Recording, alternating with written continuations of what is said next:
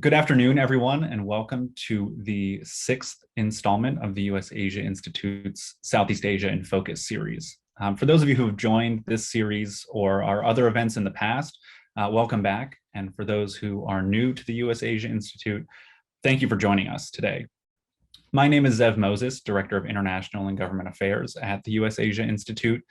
For a bit of brief background, USAI is a nonpartisan United Nations affiliated nonprofit with a 42-year track record of building understanding and strengthening ties between the people and governments of the United States and Asia. This Southeast Asia in Focus initiative is a series of standalone briefings that began last fall, and they aim to examine key issues and topics in Southeast Asia and the U.S. relationship with individual nations in the region. Our previous events in this series focused on issues including maritime security, trade, energy, the future of U.S. leadership in the region. After a very brief hiatus over the summer, we're excited to resume this initiative this fall, and we aim to host an event in this series about once a month. I'd like to get started with just a couple quick housekeeping notes.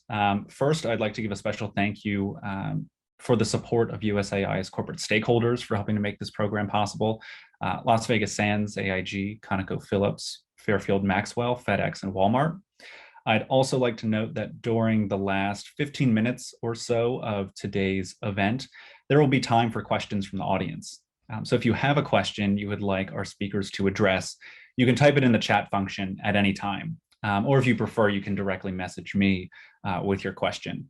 If you're calling in by phone, you can email usai@usasiainstitute.org, and we'll make sure that your question gets addressed. Now moving on to today's program, I'd like to introduce our moderator today.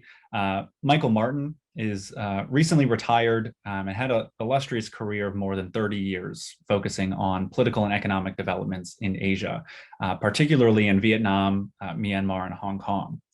Mike is currently a non-resident adjunct fellow at CSIS's Southeast Asia program, and he served as a specialist in Asian affairs at the Congressional Research Service for a little bit over 15 years. Prior to his time at CRS, he was an economist at the Hong Kong Trade Development Council, and he also worked as an economics professor at Colby, Tufts, Hong Kong Baptist University, and Doshisha University in Japan, if I'm correct there.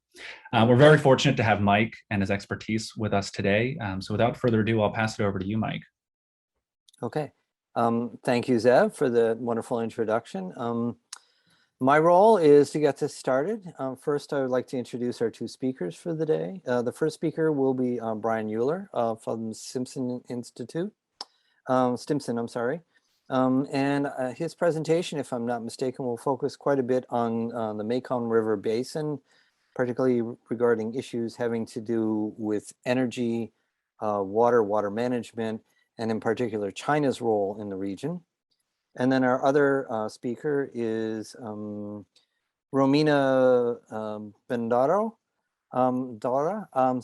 and she will be talking about the economic development of the region in general, and particularly labor development, labor rights, and involvement in supply chains as they've been emerging.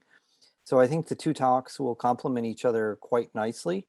But before we get into that, for those of you who may not be as fully familiar or conversant as our two speakers are on the Mekong River Basin, a few comments.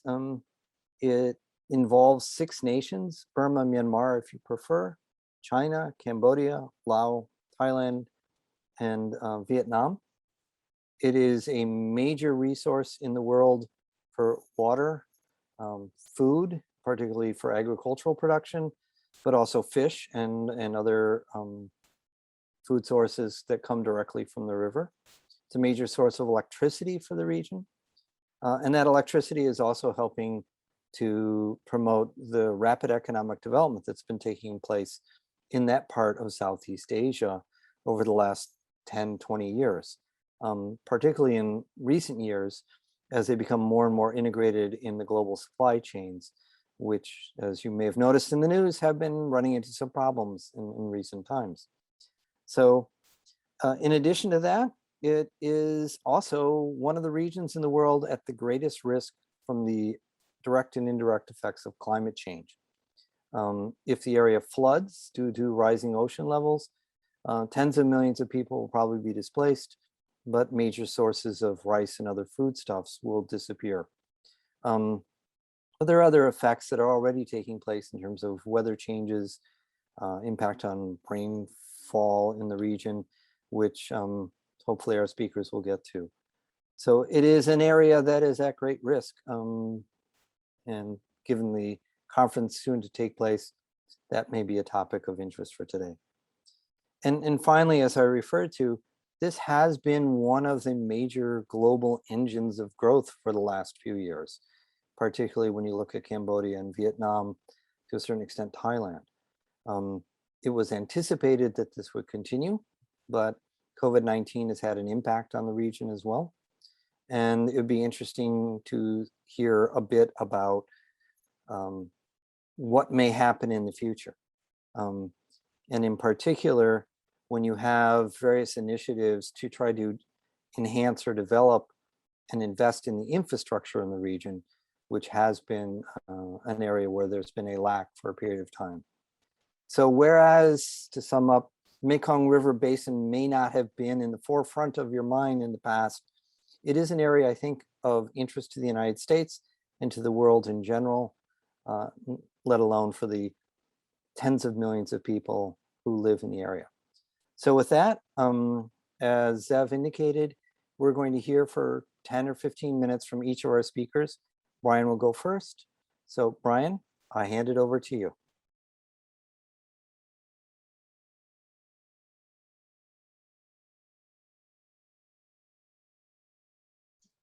Thank you, Mike. And I believe that I'm screen sharing right now. Can everyone see my screen? I'll go into full presentation mode. I'm going to take the full 15 minutes to kind of set the scene on what's happening in the Mekong Basin. Oh, I'm sorry, this is not the presentation I want to give. Let me find this. Here we go. Sorry about that. To set the scene on the Mekong as a zone of strategic competition and talk about energy and infrastructure development that's happening within this zone of strategic competition. And I ask you all to bear with me today because I'm recovering from a cold and I lost my voice. This is actually the first public talk that I'm giving since my voice has kind of come back. Now, I pose that the Mekong Basin is a zone of strategic competition. I pose that this gray area that's inside that you can see cutting through mainland Southeast Asia, coming down through China, which is the Mekong Basin, the watershed. Anywhere that water touches will eventually fall into the mainstream, is a zone of strategic competition of great powers, of local powers, and has been so for a really long time. And we're entering into a new era of strategic competition over this zone. I also pose that this zone has been a buffer zone between kind of the rising and competing interests within mainland Southeast Asia and Asia itself, in addition to former colonial powers such as the British and the French. To take a deep dive into, well, not really a deep dive, but just to go down through some facts about this gray area here that's highlighted, you can see that it's an interesting shape, that the basin cuts down through China. Half of it comes from China. Actually, I'm missing about a quarter of the basin at the top that comes from Tibet in a very narrow canyon style downstream flow through Yunnan province in China. And it's narrow because there are all these other great rivers of Asia flowing through Yunnan and then going out in different directions, flowing to the ocean. The basin widens as we come downstream, so much so that northern parts of northern Thailand are in the basin, but not a lot of it. This area of northern Thailand is often known as the Golden Triangle, bringing in parts of Burma, Myanmar, that's the Eastern Shan State, northern Laos, and then the Golden Triangle area in Chiang Rai, Thailand. As we move downstream, we see that most of the country of Lao PDR is in the Mekong Basin. So what happens in the Mekong impacts the Lao PDR, and what happens in Lao PDR impacts the Mekong. The same can be said for Cambodia. Cambodia is almost entirely a Mekong state, so much so that the anchor civilization that that rose to power 1,500 years ago and kind of held sway over the region for the 300, 400-year period, relied on the power of the Mekong to maintain its power and control over much of mainland Southeast Asia. Just above there, northeast Thailand, half of Thailand is in the Mekong Basin. It's kind of the other part of Thailand, as Bangkok would see it. The Mekong part of Thailand, where many Lao cultural cousins live, and it's a very ethnically diverse part of Thailand. And coming back down to the Mekong Delta, which is in Vietnam, is a patch of land the size of West Virginia or the country of Denmark, to give you some perspective of size here. And about 20 million people live in Vietnam's Mekong Delta. And it's one of the most productive agricultural baskets of the world. So 20 million people in the Mekong Delta in Vietnam. Going upward, we're going to see that population becomes less and less dense as we go back upstream. Cambodia, population 16, 17 million. Laos itself, population 7 million. And then coming up into China, into Yunnan province, this is also a very sparsely populated portion of the Mekong Basin. But that city of Jinghong, right there at the border with Myanmar, has a population of about 800,000 people, making it one of the largest cities in the Mekong Basin. And the population has exploded over the last 10 years. And that has a lot to do with the way that China is engaging with its backyard downstream. And I also want to point out that Kunming is the capital of Yunnan province, is kind of the political center of locality ambitions in China, so much so that a lot of the decision-making over China's Mekong policy comes out of Kunming and has done so for decades. So if you remember, I talked about this being a zone of strategic competition. The title of this panel is that the Mekong is a shared basin. And I think that's interesting. Indeed, it is a shared basin. The resources are shared, but at the same time, it's extremely remote. It's an unconnected area, and it's been a zone of strategic competition that countries like, or civilizations, if you will, like the Vietnamese and the Thais, have been vying for control for centuries.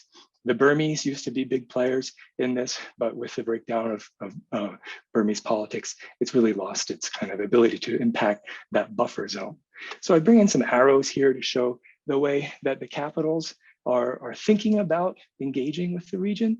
Historically, the buffer zone of Laos and Cambodia, let's say from the last 200 years, both from the view of the kingdoms and the civilizations of Thailand and Vietnam, and then the colonial powers or the British, which never really colonized Thailand, but the French that did colonize Vietnam, how they kind of competed over that buffer zone. The Vietnamese did set up colonies in Laos and Cambodia.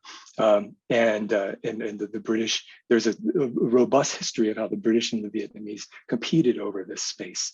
PRC ambitions are a little bit more recent, but we can trace back over the last 50, 60 years about how the PRC supported the Pathet Lao during the American conflict there, as well as supported the Khmer Rouge during also the conflict in Cambodia.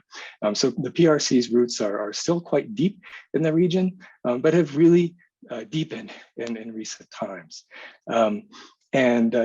So what's interesting is that just kind of moving forward and keeping things simple, I'm going to argue that recently Thailand and Vietnam's ambitions over this buffer zone have been challenged by China's expansion into the region. And a lot of that has to do with Belt and Road infrastructure development, as well as commercial developments moving into the buffer zone. And we can even argue that there's some military interests and developments with, say, the Ream base in Cambodia. And this is something that has gotten kind of the Vietnamese and the Thais to a point of frustration and confusion, so much so that they're beginning to looked for ways to work together, whereas previously they had kind of co-managed this buffer zone at an arm's length distance. There's much more interest in becoming more deeply involved in the kind of the development of the buffer zone, the development of Laos, the development of Cambodia as a way to counter or complement the way that China is engaging in the region. And it's driving Vietnam and Thailand together. And I think some of this ambition is bringing the U.S. back into the space, as well as bringing key development partners, players like the Japanese and the Australia back into the space. And it was really, in my view, the Chinese showing up in southern Laos in the last 5 years with plans to build highways, hotels, special economic zones, and a very remote part of the buffer zone or the Mekong Basin that in an area that also the Vietnamese and the Thais once co-managed and tolerated each other quite well, that kind of spooked them to say, hey, there's something going on here, US, rest of the world, can you help us with some alternatives? So just to, again, to go quickly, I wanna look at some roads and then energy development, roads, rails, and energy development in the region and talk about some challenges that the region is experiencing. Let's look at the state of the greater Mekong subregion or the Mekong in 2004. This is when I personally got involved with the Mekong Basin. It's a map that I made in 2004. And we're going to compare this to the Asian Development Bank's ambitions for connectivity, for connecting rails and roadways through that previously unconnected buffer zone of the Mekong Basin. So you can see that the dark lines are highways and rails on these maps. And by and large, the Mekong Basin is the disconnector, right? You don't see roads running across the Mekong River. And this is because it's such a remote and very difficult to reach part of the world. Now, with China's rise and the recovery after the Asian financial crisis at the end of the last century, the Asian Development Bank sought to revitalize this region and connect it with new infrastructure for transportation and really facilitate commercial development in the region. So the plan for 2015 was to connect the region with highways and rail development. Now here, the orange lines are Chinese wholly or partially financed road and rail projects. So you can see them generating in Kunming, coming down into not just the Mekong Basin, but into mainland Southeast Asia with ambitions to connect Kunming to Hanoi, to Yangon, and Bangkok. We really see a connected region coming together with both highway and railways. The green lines are lower Mekong government wholly or partially financed projects. The Asian Development Bank had interest and has invested in many of these projects, including the Chinese owned projects, but this was the plan for 2015. Let's look at how things played out. And by and large, because the Myanmar situation and the political economy challenges to Myanmar, to engaging with Myanmar have put China's ambitions for connecting Kunming to Myanmar with major roads and rails aside. You will see some news about this, but the projects are very difficult to get off the ground. However, if we focus on this buffer zone, we do see that there are new highways cutting down through Laos that are Chinese built. There's a little bit of a section between the end of that road in southern Laos and Phnom Penh that has yet to be connected, but we can imagine a highway that's Chinese built going all the way to the Sihanouk port from Kunming now. That's a real game changer. And a railway could follow that, although there are no specific plans for this. China has now built a rail from Kunming to Vientiane. It just went into operation last week, and that is connecting China to Vientiane. However, the southern or the more downstream ambitions have been more of a mixed bag, so much so that the highway and the railway projects that the local Mekong governments have sought to invest in have really not developed. They've not come forward. And there's still a lot of questions remain on the future of those projects. I think one thing to pay attention to is whether Bangkok will build a high-speed rail or an improved railway from Bangkok to Vientiane to link up with the Chinese line that's coming down that would effectively link Kunming or Beijing or even Moscow or even London by rail all the way to Bangkok and possibly points south. a really interesting development to follow. Now, I just got 3 minutes left, getting into the Mekong. Some of the things that make the Mekong Basin unique is it's the world's largest inland fishery. More fish come out of the Mekong Basin than all of the 3 countries of North America combined. So 2.6 million tons of freshwater fishery come out of the Mekong. And the people of the Mekong rely on this fish for their protein, this fish catch for their protein intake. It's really one of the major superlatives that I hope you walk away with here. And part of the thing that drives, the driving factor of that fishery catch is the Tonle Sap Lake in Cambodia. So the Mekong, we're getting into kind of the way that the Mekong River works and what makes it mighty, relies on annual wet season floods to reverse the direction of a river that's flowing out of the Tonle Sap Lake into the Mekong mainstream to back up the water into that lake and cause a 5 times area expansion, 60 times volume expansion during the wet season. There's a lot to say about this, but it's that annual heartbeat, if you will, that annual expansion of the Tonle Sap that creates not just a robust fishery catch for Cambodia, but also for the rest of the Mekong Basin, because the fish then leave the lake and they go upstream into Laos, they go downstream into Vietnam. And each of these countries has actually more fish come out of those countries each than out of all of North America's rivers and lakes combined. But dams are changing this. Here's a picture of the Shaowan Dam upstream in China. This dam alone has the ability to change that natural wet season pulse to reduce the floods in the wet season and actually increase the level of the Mekong during the dry season. And that affects fisheries. There's another major dam in China at Norjiadu, which does the same thing. These are built for hydroelectric power production to send power from Yunnan province in China to China's eastern coastline for industrial development. Now, many of you know that the Mekong mainstream dam issue is hot in the news. My team has a lot to often comment, has done a lot to often comment on the state of damming in the Mekong. And certainly China's upstream dams are something that need to be examined and their effects should be further studied. But I think a much better picture of what's happening in the Mekong is represented on the map on the left. This is showing that there are hundreds of dams being built or planned or constructed in the buffer zone. And they are built and dammed, they're built and constructed by these kind of external powers. So they're mostly foreign invested projects. Just to summarize, the state of damming in the basin is that China has already completed 93 dams in its portion of the Mekong. Thailand's got a lot, won't be building many more.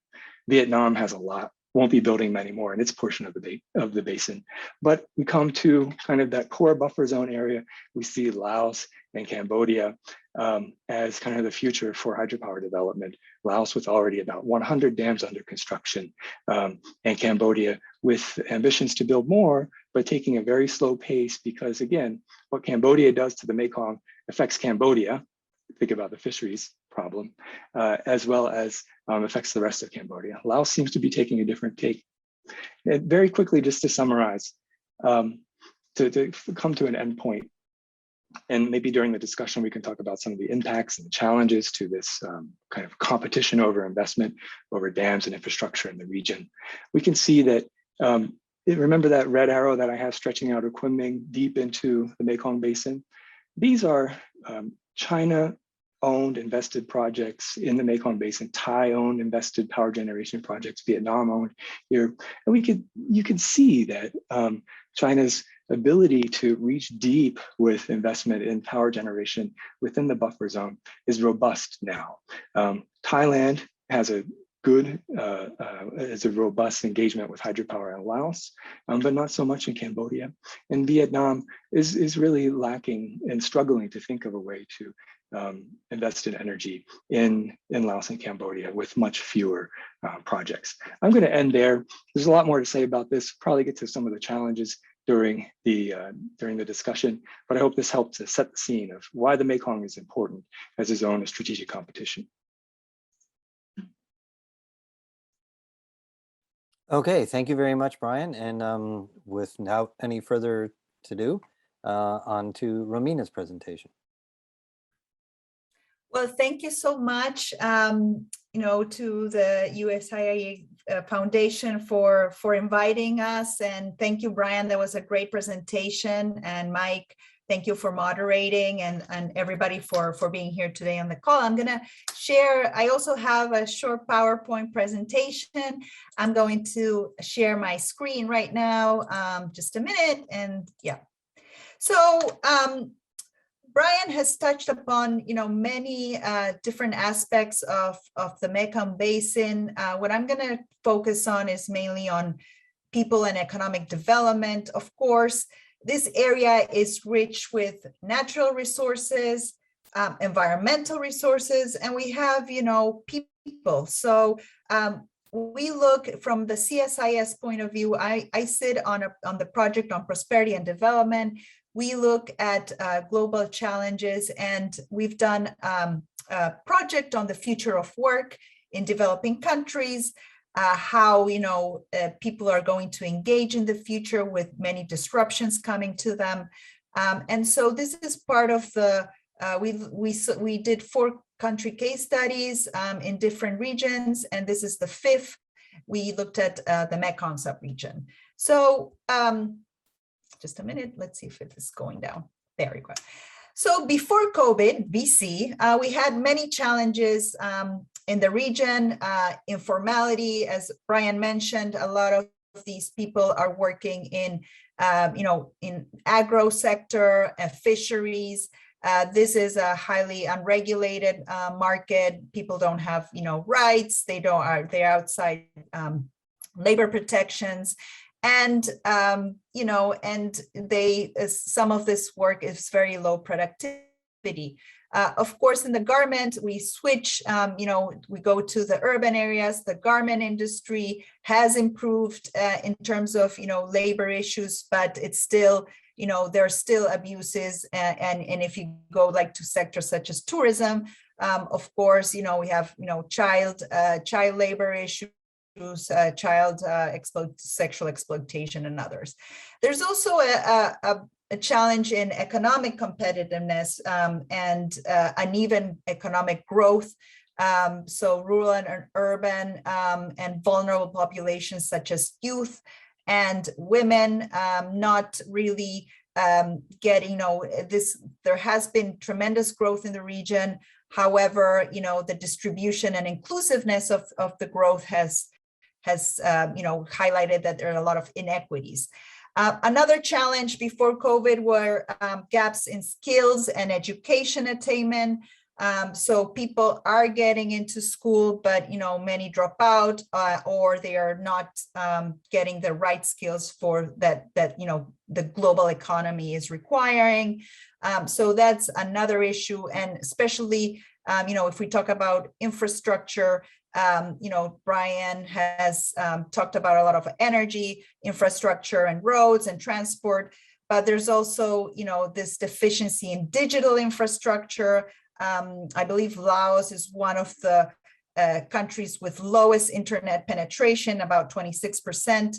And we want to highlight the concept of quality infrastructure versus, quantity infrastructure. So quality infrastructure meaning that it's constructed making economic sense, making social sense, meaning communities are, consulted, and environmental sense, so that, we are not just building stuff just because, people are pushing it, but because it's, it makes economic, social sense, and it's not damaging the environment. So what happened with COVID? This is some figures from, the Asian Development Bank.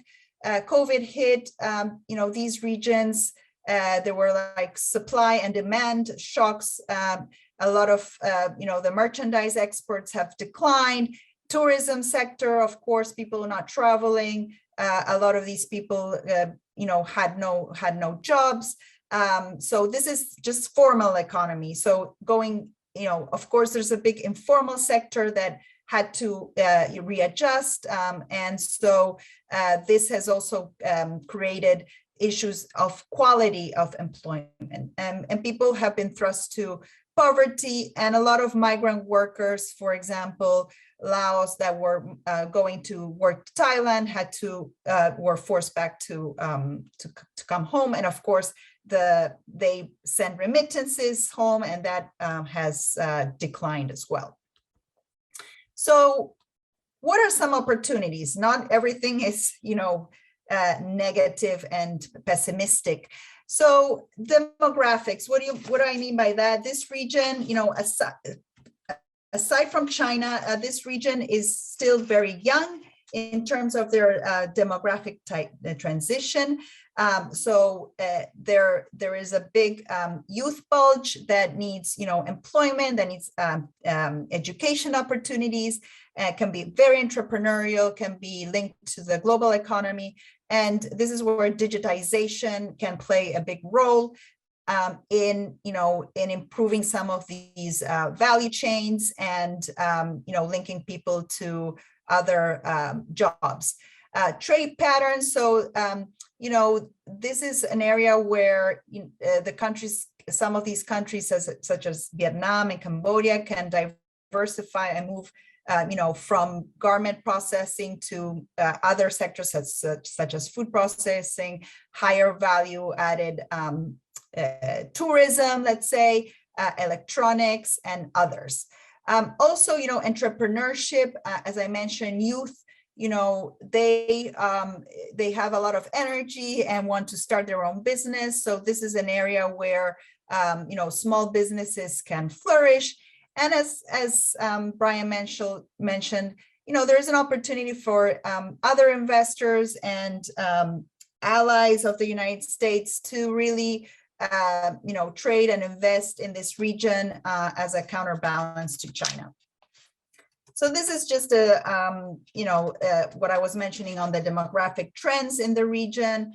And then what can we do to prepare the labor market for the future of work? So one of the big issues, as Brian mentioned, is quality and sustainable infrastructure and connecting, the region. The other issue is that FDI, so foreign direct investment that comes to the region, does not link up to domestic firms. So, big firms come in, but there are smaller firms, local firms that could, supply inputs and higher value added, manufacturing to these big firms, and the linkage is not there. The other issue is the economy of some of these countries is is not diversified enough. So some of these countries rely mainly, on garment production or tourism, and there are other areas such as the care economy, electronics, and agro process, higher value added agriculture that could be developed. Also, there is an opportunity to improve the education quality, setting up vocational training in the region. And then labor market institutions, we mean by this, linkages between the private sector, labor unions, and the government. So there are programs that are run by, the multilateral development banks and the ILO, which have improved these standards, the better factories in Cambodia. USAID has a global labor program, and State Department as well has a digital skills program. So and I'm going to finish with what is the U.S. role, the multilateral role in the region. One area where we found, that countries don't do a good job here is there's no strategy or vision for, how to prepare labor markets for technology, for, this demographic transition, for environmental challenges. And, the U.S. role, the U.S. could play a better role through, the multilateral development banks or USAID. Private sector is going to be key. Of course, the private sector around the world creates 9 out of 10 jobs. And this is an area where the United States, is competitive, meaning that we have a very innovative private sector that could, could drive, trainings, could, of course, by investing, creating jobs in the region. And there are different sectors that, could be explored, such as the financial sector and others. Then, one area that we heard a lot from the experts is that, there's not this tie between, again, the private sector, what the private sector is needing in terms of skills demand versus what, education institutions are churning in the region. So there has to be more of a linkage, and the multilateral, the ADB, the World Bank, USA could play a better role in linking these two, government, education, and the private sector skills. And there's this concept of quality infrastructure, or sustainable infrastructure, that the Japanese have launched in the G20, which again, if we're going to build dams, if we're going to build roads, mega projects, let's do this, with these standards that take into account the economics, the social, and the environment into account, and not just building just because it's going to increase export of energy. So I'm going to leave it at that, and then thank you, and I'm ready for the discussion and Q&A. Thank you very much. Okay, so we have had our two presentations. I see some questions have come in. If there are no objections, let's move to the question and answer period. And Brian, I want to pick up on something that you mentioned. You talked about the area as a buffer region, but also as an area of competition. And to be honest, I anticipated to hear the words United States mentioned in that present part, but you didn't bring it up. So I'm going to start there with a question, but Romina, I'd also hope that you could weigh in on this. One of the things that has been notable in the area over the last decade or so has been a development of different fora or names or entities having to do with the Mekong River area. So you have, for example, the Mekong River Commission created by some of the countries in the area. And China has also had its initiatives in the region, such as the Lancheng Mekong Cooperative. So you have Chinese initiatives, and you talked about the infrastructure inroads that they've been trying to make, no pun intended. But on the other side, you've had the United States with the Lower Mekong Initiative, and you have now the Mekong United States Partnership. It appears a case could be made that both China and the United States have been trying to have an influence on how the region develops. What are the norms and practices to be used in the region? And then also more recently, you have the Friends of the Mekong, which is sort of the United States and some of their traditional allies or friends in the region trying to have an influence in the area. That said, Brian, you mentioned that these countries don't often get along very well. And so I was wondering if you could give us sort of a sense on how the internal dynamics among the 5 nations, 6 nations involved, but also how do they perceive China's initiatives versus the US initiatives, and what effects do you think it'll have on the region? A simple question. Great question, Mike. And I love these opportunities to speak kind of about the strategic opportunities and the strategic competition that's going on in the basin. So let's just remember that I'm arguing that the zone of competition is that buffer zone of the Mekong Basin, mostly Laos and Cambodia. And he or they or she that holds control over this area, meaning the foreign powers around it, will kind of hold sway over mainland Southeast Asia. That's kind of been the ambition for centuries, and it's still the ambition today. So China's ambition, we can see, is pouring deep into that buffer zone, and has arguably successfully engaged with Laos and Cambodia to build lots of highways and dams, to bring in forms of aid to, let's think about now control Laos power grid.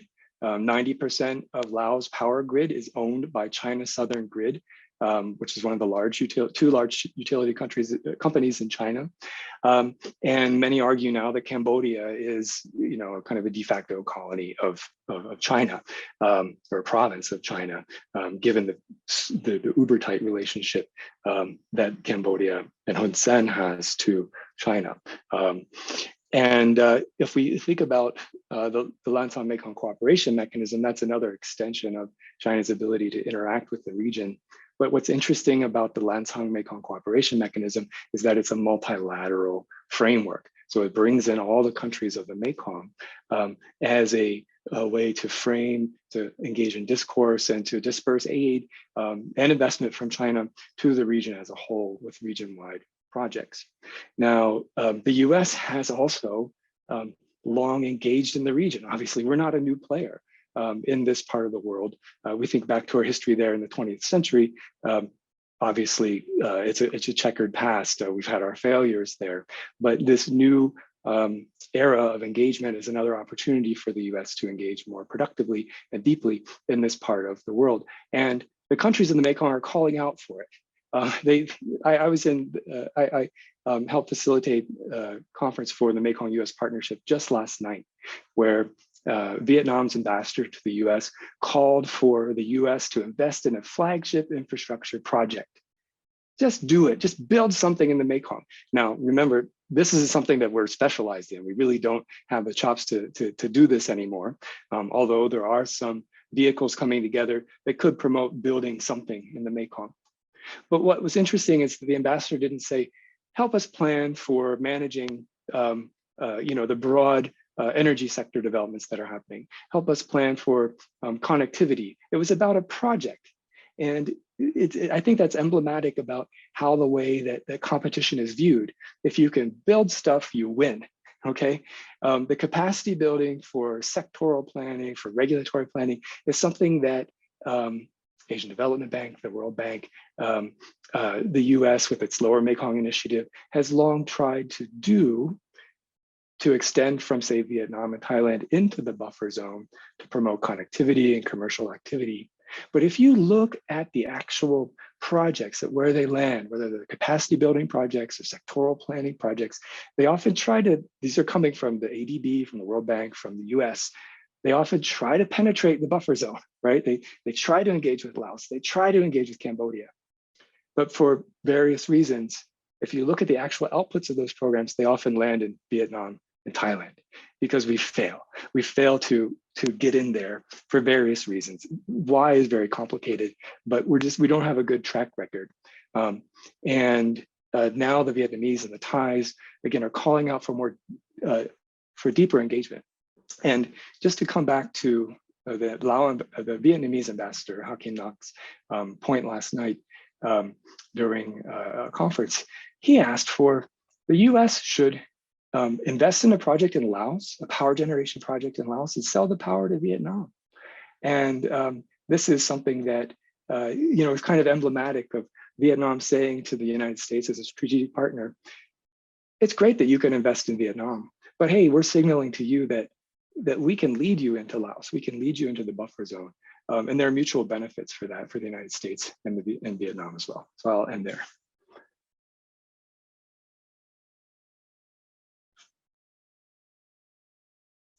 Okay. Romina, would you like to add anything to the issue? Yes, I'm going to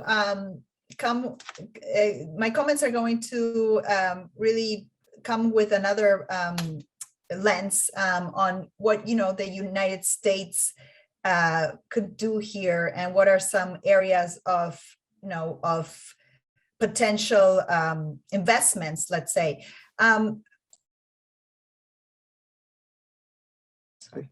Sorry, my mute.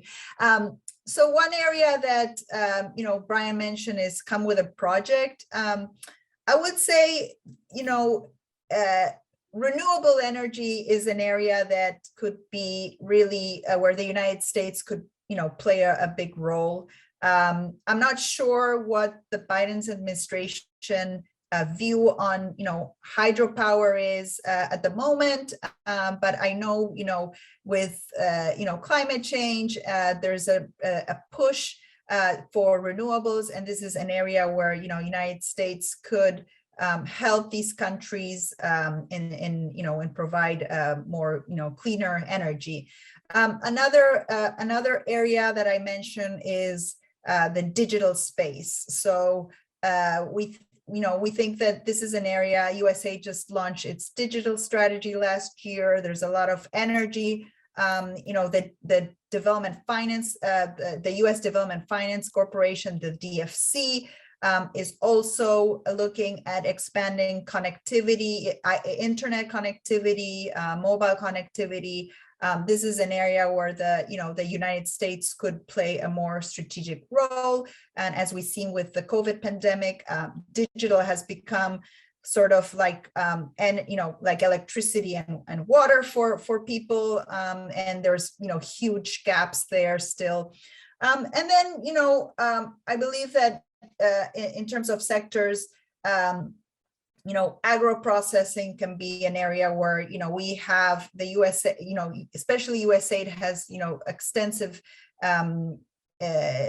expertise. So this is an area that the United States could also play a big role in this region. So I'll stop at that, and yes, over to you. And Brian, was that a hand up on a follow-up comment?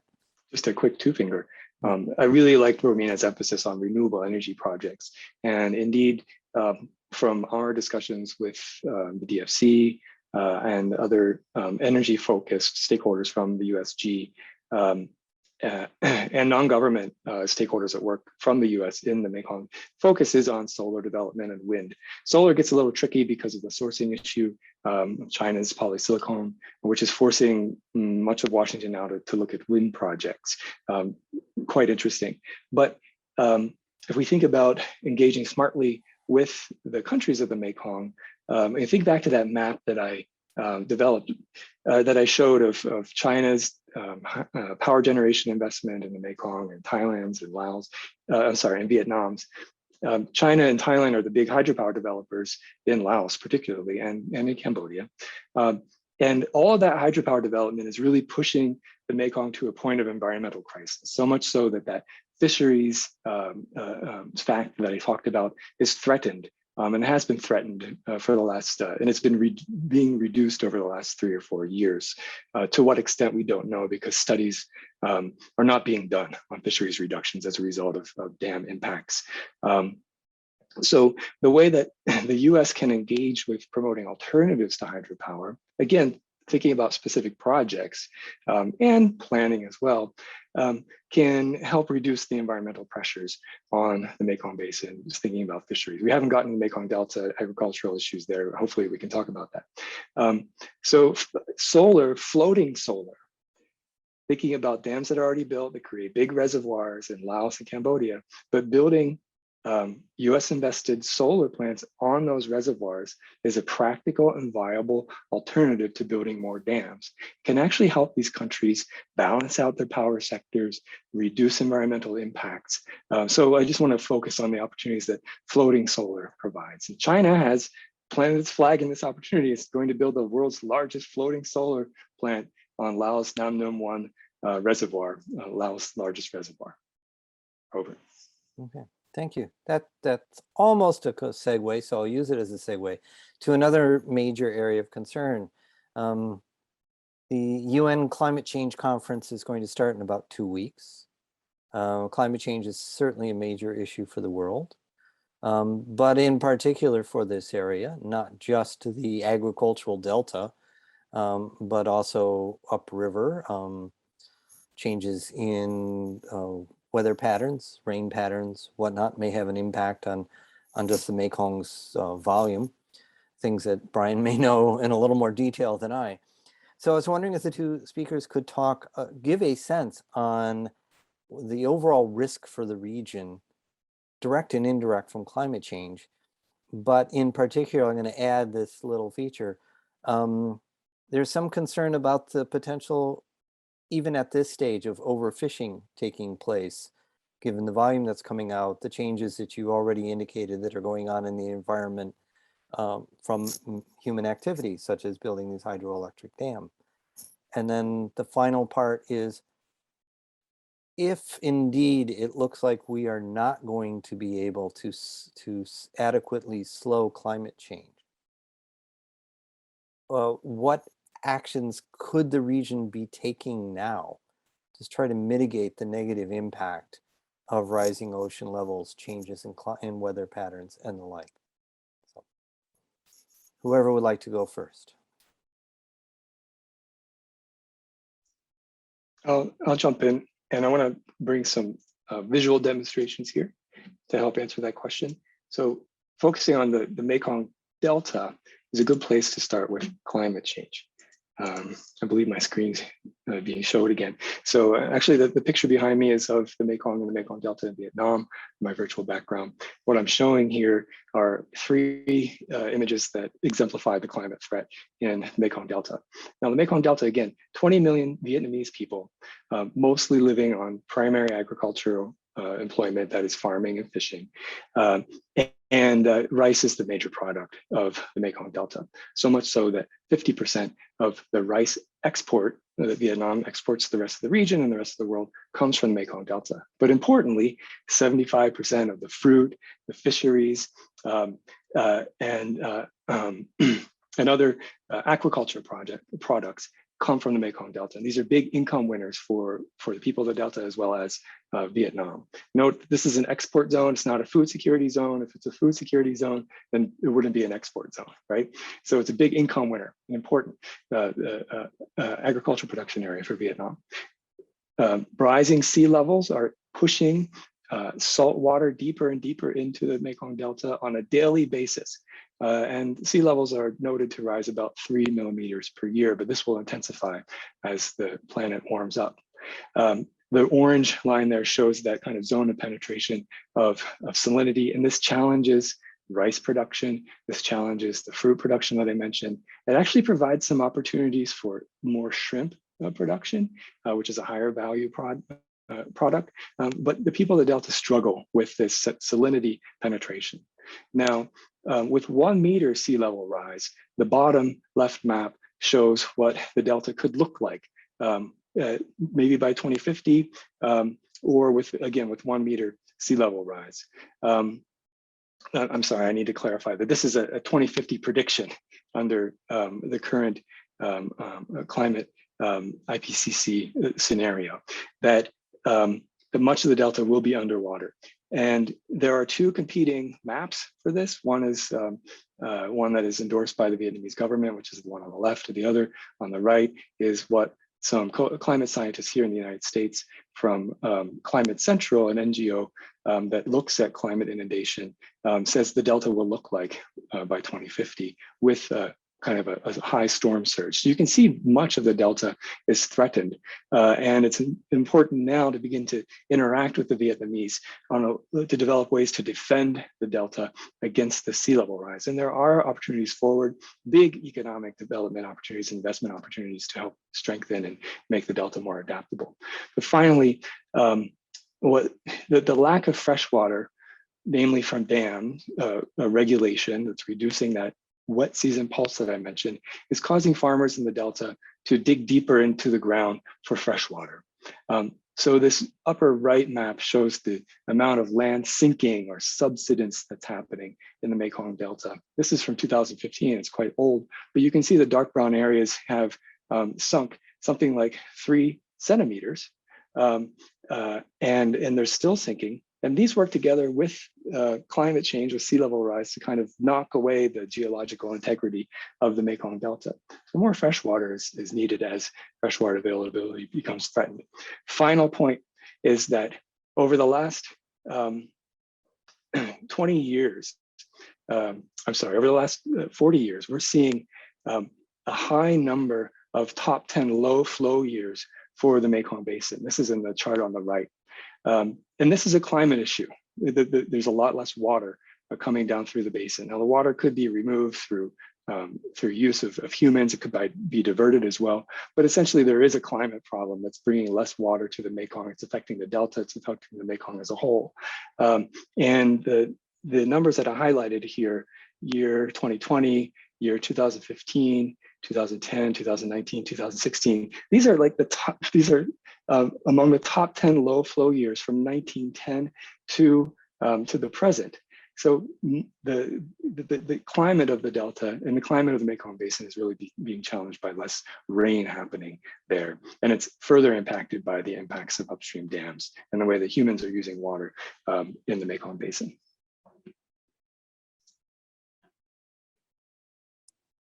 Romina, is there anything you would like to add to this?